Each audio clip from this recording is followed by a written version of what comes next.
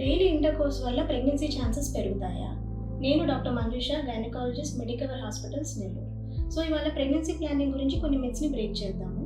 అందులో మొదటిది, daily intercourse వల్ల ప్రెగ్నెన్సీ వస్తుందని చాలామంది అనుకుంటారు, బట్ యాక్చువల్లీ అవసరం లేదు, ఆల్టర్నేట్ డే సరిపోతుంది. తర్వాత 14th డే ఓవలేట్ అవుతుంది అని చెప్పి only on 14th day pregnancy plan చేసుకుంటే వస్తుందా అంటే లేదు. ఎందుకంటే సైకిల్ ఒక్కొక్క నెలలో ఒక్కొక్కలా వేరీ అవుతుంది, దాన్ని బట్టి ఓవులేషన్ డిఫరెంట్గా ఉంటుంది కాబట్టి అలా కుదరదు. నెక్స్ట్, ఒక్క అటెంప్ట్లోనే ప్రెగ్నెన్సీ వస్తుందా అంటే లేదు.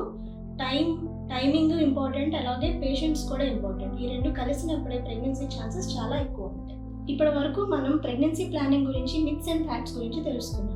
మరి డాక్టర్ని ఎప్పుడు మీట్ అవ్వాలి అనేది ఇప్పుడు చెప్తాను.